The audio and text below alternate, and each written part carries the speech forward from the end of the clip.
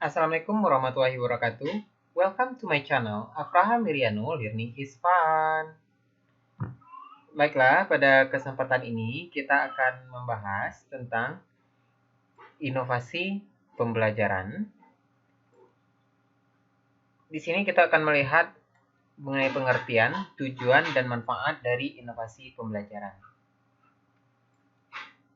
Sebelumnya, kita lihat dulu apa itu inovasi pembelajaran.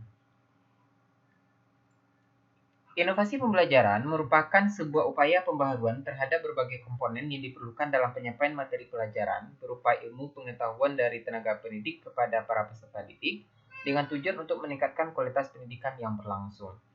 Nah, di sini inovasi itu lebih mengarah kepada usaha untuk mengkreasikan dan mengimplementasikan sesuatu menjadi satu kombinasi sehingga dengan adanya inovasi tersebut dapat menambah nilai dari produk, pelayanan, program kerja, dan kebijakan pendidikan. Nah, di dalam inovasi di bidang pembelajaran ini akan membuat pembelajaran itu menjadi sesuatu yang menyenangkan, kemudian dapat menimbulkan ketertarikan dari peserta didik dalam belajar. Adapun tujuan dari inovasi pembelajaran ini adalah berusaha meningkatkan kemampuan.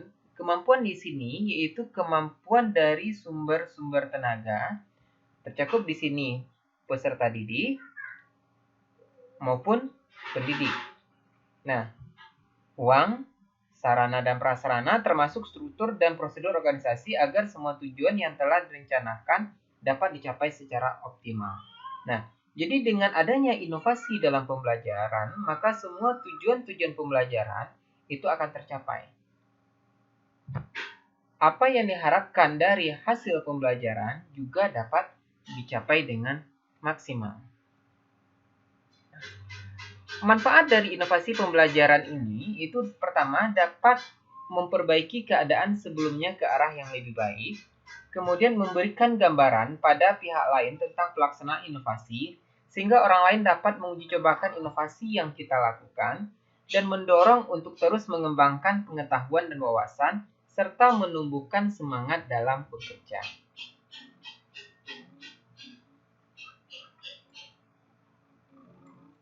Nah, apa sih pentingnya inovasi pembelajaran itu? Inovasi pembelajaran merupakan sesuatu yang penting dan mesti dilakukan oleh seorang guru. Karena apa? Karena dengan adanya inovasi pembelajaran, maka guru sebaiknya menciptakan suasana belajar yang menyenangkan, menggairahkan di sini peserta didik dalam belajar, dinamis, penuh semangat, dan penuh tantangan. Nah, suasana pembelajaran seperti ini dapat mempermudah peserta didik dalam memperoleh ilmu, dan guru dapat menanamkan nilai-nilai luhur kepada peserta didik untuk mencapai tujuan pembelajaran tadi.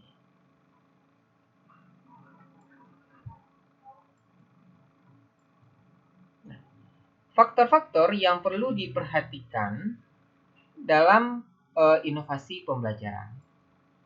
Yang pertama, guru. Guru di sini memiliki dua peran, yaitu sebagai pengajar dan pendidik. Guru adalah orang yang sangat berpengaruh dalam proses belajar mengajar. Nah, oleh karena itu, guru harus betul-betul membawa siswanya kepada tujuan yang ingin dicapai. Nah, sehingga muncul filosofi di sini dalam dunia pendidikan, kalau dia berperan sebagai guru, maka bawalah siswa Anda ke dunia Anda dan hantarkan mereka ke dunia mereka. Nah, guru harus mampu mempengaruhi siswa di sini. Ya. Guru harus berpandangan luas, dan kriteria bagi seorang guru ialah harus memiliki kewibawaan karena dapat memberikan suatu kekuatan yang dapat memberikan kesan dan pengaruh. Berikutnya, faktor yang mempengaruhi adalah siswa. Siswa merupakan objek utama dalam proses pembelajaran. Siswa dididik oleh pengalaman belajar mereka dan kualitas pendidikannya tergantung pada pengalamannya. Kualitas pengalaman-pengalaman tersebut akan menentukan baik atau tidaknya hasil dari pembelajarannya. Sikap-sikap pada saat pendidikan juga akan terbentuk di sana. Nah, dan belajar dipengaruhi oleh orang-orang yang dikaguminya. Nah, salah satunya orang yang dikagumi oleh siswa adalah gurunya. Oleh karena itu, dalam mengadakan pembaharuan pendidikan atau inovasi pembelajaran, kita harus memperhatikan dari segi siswa, karena siswa merupakan objek yang akan diarahkan. Faktor berikutnya yaitu materi ajar. Materi ajar adalah segala suatu bentuk materi yang digunakan untuk membantu guru atau instruktur atau tentor dalam melaksanakan kegiatan pembelajaran. Materi yang dimaksud bisa berupa materi tertulis maupun tidak tertulis. Nah, materi ajar ini harus disusun secara sistematis, kemudian menampilkan sosok utuh dari kompetensi yang akan dikuasai oleh siswa dalam proses pembelajaran. Nah, isi materi ajar pada hakikatnya merupakan ilmu pengetahuan, keterampilan, dan sikap yang dipelajari oleh siswa agar memiliki kompetensi yang diharapkan.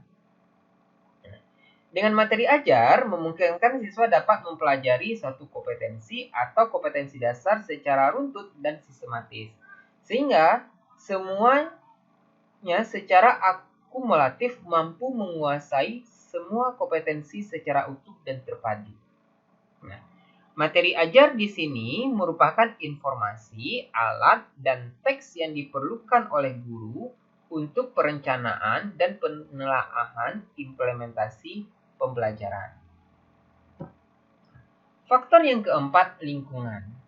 Nah, pada proses pembelajaran berlangsung, dalam lingkungan belajar itu berbeda-beda kesan yang ditimbulkan.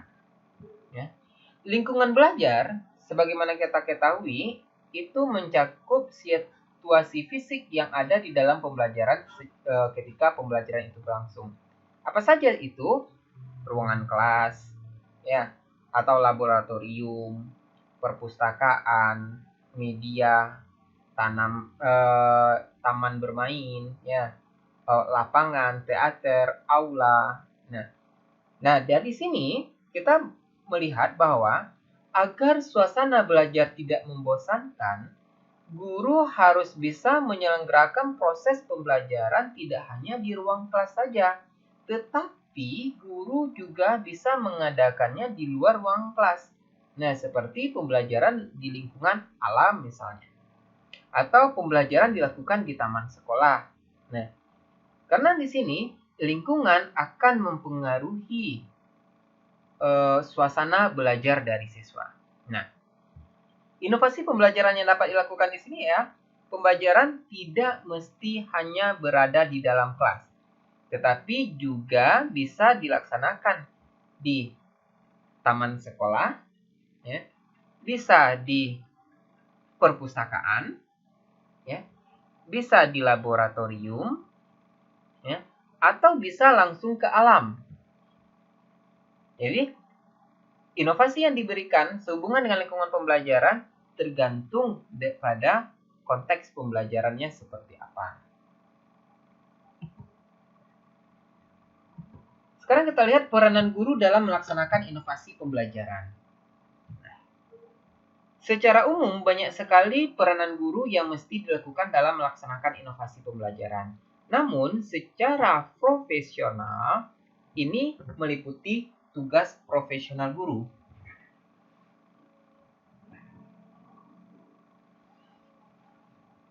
Pertama, guru sebagai pengajar.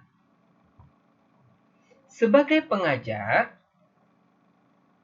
guru memberikan pengajaran dalam bentuk penyampaian pengetahuan kognitif, afektif, dan psikomotor pada diri siswa agar dapat menguasai dan mengembangkan ilmu dan teknologi.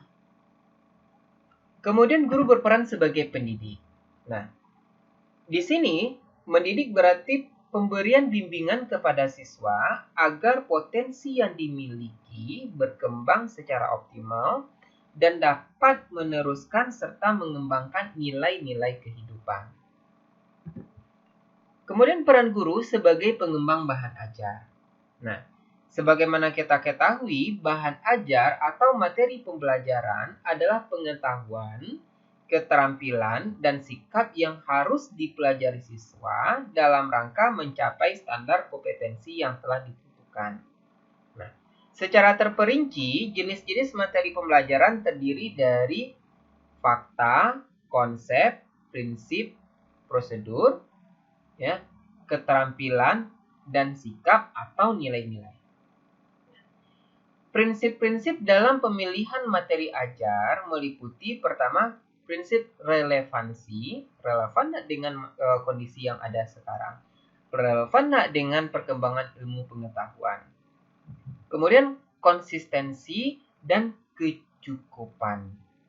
Nah, materi tidak boleh terlalu sedikit dan tidak boleh pula terlalu banyak. Jika terlalu sedikit akan kurang membantu siswa dalam mencapai standar kompetensi dan kompetensi dasar. Sebaliknya, jika terlalu banyak akan membuang-buang waktu dan tenaga yang tidak perlu untuk mempelajarinya. Nah, secara garis besar, langkah-langkah dalam pemilihan bahan ajar ini yang pertama adalah mengidentifikasi dulu aspek-aspek yang terdapat dalam standar kompetensi dan kompetensi dasar yang menjadi acuan dalam pemilihan bahan ajar. Yang kedua, mengidentifikasi jenis-jenis materi ajar. Yang ketiga, memilih bahan ajar sesuai dengan standar kompetensi dan kompetensi dasar yang telah teridentifikasi pertama tadi. Dan yang keempat, memilih sumber bahan ajar. Dalam menentukan ruang lingkup materi pembelajaran, harus diperhatikan apakah jenis materi berupa aspek kognitif, afektif, atau psikomotor. Sebagai seorang guru, ya, yang berperan sebagai pengembang bahan ajar, harus tahu bahwa bahan ajar dan kegiatan seperti apa yang dapat digunakan dalam mendukung inovasi pembelajaran. Pertama, bahan ajar seperti apa yang harus dibeli untuk dapat digunakan dalam mencapai tujuan pembelajaran. Yang kedua, bahan ajar seperti apa yang harus dipersiapkan untuk memenuhi kebutuhan siswa yang unik dan spesifik. Dan yang ketiga, bahan ajar seperti apa yang perlu dibeli dan dimodifikasi sehingga dapat digunakan untuk memenuhi kebutuhan siswa. Peran yang keempat yaitu sebagai pengembang metode pembelajaran. Nah, metode pembelajaran merupakan proses atau prosedur yang digunakan oleh guru untuk mencapai tujuan atau kompetensi. Nah, beberapa metode yang dilakukan oleh guru di ruang kelas, pertama bentuk presentasi. Nah, presentasi itu sudah umum kita temukan, ya. Dalam sebuah presentasi, guru menyajikan, mendramatisir atau menyebarkan informasi kepada siswa, di mana komunikasi dikendalikan oleh guru dengan interaksi dengan siswa. Nah, guru bisa menyelipkan pertanyaan di mana siswa dapat langsung menjawabnya. Nah, sumber informasi bisa berupa buku ajar, situs internet, audio, video. Metode yang dilakukan guru yang berikutnya yaitu metode demonstrasi. Nah, dalam sebuah demonstrasi, para siswa dapat melihat contoh nyata dari suatu suatu keterampilan atau prosedur yang harus dipelajari. Nah, demonstrasi mungkin direkam atau diputar ulang melalui sarana media seperti video. Nah, jika ingin interaksi dua arah atau praktek siswa dengan umpan balik, diperlukan instruktur atau tutor yang hadir secara langsung. Nah, belajar langsung di tempat seringkali menggunakan demonstrasi satu persatu di mana siswa yang berpengalaman memperlihatkan kepada siswa yang lain bagaimana menjalankan sebuah prosedur. Metode berikutnya yaitu latihan dan praktek. Nah, dalam latihan dan praktek, para siswa dibimbing melewati serangkaian latihan dan praktek yang dirancang untuk menyegarkan kembali atau meningkatkan penguasaan pengetahuan tentang konsep secara spesifik atau memberikan sebuah keterampilan baru. Nah, agar efektif, latihan dan praktek harus menyertakan umpan balik untuk memperkuat respon yang benar dan memperbaiki kesalahan yang diperbuat oleh siswa. Metode yang berikutnya yaitu metode tutorial. Nah, dalam tutorial ini, guru menyajikan konten, mengajukan pertanyaan atau persoalan, meminta respon pada siswa, menganalisis tepat dan menyediakan praktik sehingga siswa ini menunjukkan tingkatan dasar kompetensinya. Nah, pemberian tutorial paling sering dilakukan 1-1 atau face to face dan sering digunakan untuk mengajarkan keterampilan dasar seperti membaca, menulis, berhitung. Ya. Perbedaan antara tutorial dan latihan atau praktek, ya. Tutorial memperkenalkan dan mengajarkan materi baru secara lengkap dan terurut. Sementara latihan dan praktek itu fokus pada konten yang diajarkan dalam format tertentu. Metode berikutnya yaitu metode diskusi. Ya. Diskusi yaitu pertukaran gagasan atau opini di antara para siswa dan guru. Nah, strategi ini digunakan dalam tahap pengajaran dan pembelajaran. Ya. Biasanya dilaksanakan dalam kelompok kecil atau kelompok besar. Nah, diskusi merupakan cara yang bermanfaat dalam menakar pengetahuan, keterampilan, dan sikap dari kelompok siswa. Nah, selanjutnya, metode penemuan. Nah, strategi penemuan menggunakan pendekatan induktif atau penyelidikan untuk belajar. Nah, strategi ini menyajikan masalah untuk diselesaikan melalui percobaan atau kesalahan seperti trial dan error. Ya. Tujuan strategi penemuan adalah untuk memacu pemahaman konten yang lebih mendalam melalui keterlibatan dengan konten tersebut. Aturan atau prosedur yang ditemukan para siswa mungkin berasal dari percobaan sebelumnya atau berdasarkan informasi dari buku atau dari situs internet. Ada juga metode belajar kooperatif. Ya. Belajar kooperatif merupakan strategi pengelompokan di mana para siswa bekerja sama untuk saling mendapatkan keuntungan dari potensi belajar dari anggota siswa lainnya. Guru bisa menciptakan kelompok kooperatif formal yang dirancang untuk memastikan bahwa tujuan belajar secara spesifik akan tercapai. Metode berikutnya yang bisa digunakan adalah metode permainan. Nah, permainan memberikan lingkungan kompetitif yang di dalamnya para siswa mengikuti aturan yang telah ditetapkan saat mereka berusaha mencapai tujuan pembelajaran yang menantang. Nah, ini merupakan teknik yang sangat memotivasi, terutama untuk konten yang membosankan dan repetitif. Nah, permainan ini memungkinkan melibatkan satu siswa atau satu kelompok siswa. Dengan melakukan permainan, para siswa mulai mengenali pola yang ada dalam situasi tertentu. Kemudian metode simulasi.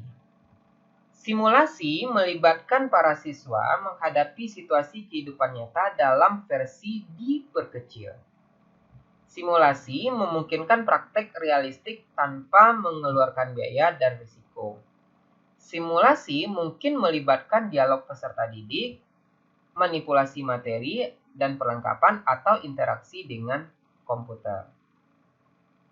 Simulasi dapat digunakan untuk seluruh kelas atau kelompok kecil yang bekerja sama. Misalnya, kita ingin menjelaskan tentang proses pembakaran pada mobil. Bisa dengan membawa model mobil mainan dan menjelaskan pada siswa tentang simulasi mesin mobil, dan siswa dapat memahami konsep yang sedang disajikan dan melindungi mereka dari bahaya menyalakan mesin yang sesungguhnya. Peranan guru dalam inovasi pembelajaran berikutnya adalah sebagai pengembang strategi pembelajaran. Strategi pembelajaran yaitu cara-cara spesifik yang dapat dilakukan oleh guru untuk membuat siswa mencapai tujuan pembelajaran atau standar kompetensi yang sudah diterapkan. Guru perlu melakukan upaya kreatif dalam menggunakan strategi pembelajaran. Sebagai pengembang strategi pembelajaran, guru harus tahu upaya atau strategi apa yang harus dilakukan untuk menarik dan memelihara minat siswa agar tetap mampu memusatkan perhatiannya terhadap penyampaian materi atau substansi pembelajaran yang disampaikan. Strategi ini dapat kita kelompokkan menjadi dua jenis, yaitu strategi yang berpusat pada guru dan strategi yang berpusat pada siswa. Peran guru berikutnya yaitu sebagai pengembang media. Media adalah sarana pembelajaran yang dapat digunakan untuk memfasilitasi aktivitas belajar. Nah, media pembelajaran ini beragam. Ada yang berupa teks, audio, video, komputer, atau jaringan internet. Nah, pemilihan media pembelajaran perlu dilakukan secara cermat, karena tidak semua media cocok untuk semua tujuan pembelajaran. Jadi media ini dia spesifik, tergantung tujuan pembelajaran yang akan dicapai. Peran guru berikutnya adalah sebagai penilai pembelajaran atau evaluasi. Evaluasi adalah proses yang dilakukan oleh seseorang untuk memberikan penilaian terhadap sesuatu hal. Nah, evaluasi ada dua, yaitu evaluasi hasil belajar dan evaluasi program pembelajaran. Nah, hasil belajar yang dicapai oleh siswa dapat dinilai dengan menggunakan tes dan penilaian. Nah, ada dua kategori tes yang digunakan di sini. Ada tes objektif dan tes esai. Nah, tes evaluasi program adalah sebagai proses pengumpulan dan analisis data yang hasilnya dapat digunakan untuk membuat sebuah keputusan.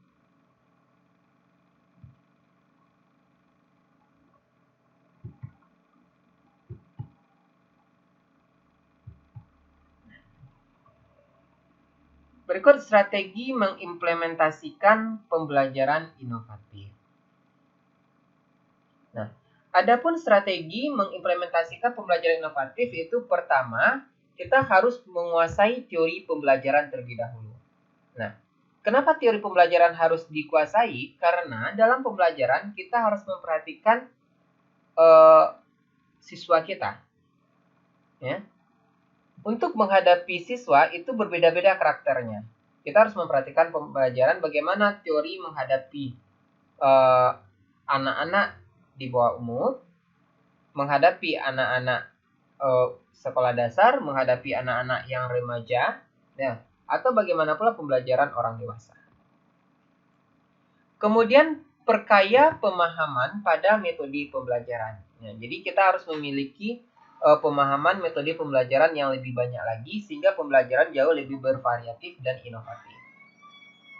Kemudian pelajari kembali materi yang akan diajarkan. Karena dengan penguasaan materi ajar yang bagus, maka guru dapat memberikan pembelajaran secara lebih lengkap dan percaya diri. Nah, jadi dalam hal ini tidak ada istilahnya guru lebih pintar satu malam dibandingkan siswa. Karena dalam kondisi saat sekarang ini dengan keterbukaan sistem informasi memungkinkan siswa memperoleh informasi dari beragam media yang tersebar di jaringan internet. Kemudian, kenali kondisi kelas dan peserta didiknya. Ya, jadi kita harus mengetahui peserta didik kita itu tipenya seperti apa. Ya, pola belajarnya seperti apa.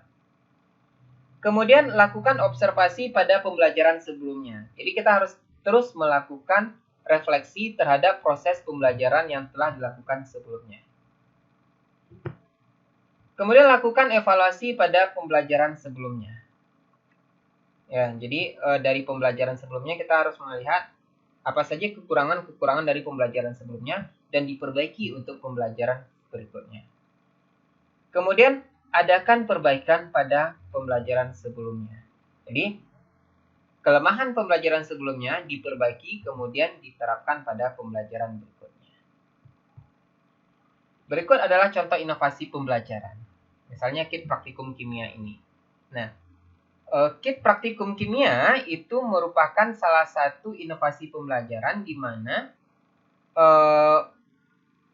dalam suasana terbatas, siswa dapat melaksanakan praktikum tanpa harus ada laboratorium atau tanpa harus pergi ke laboratorium.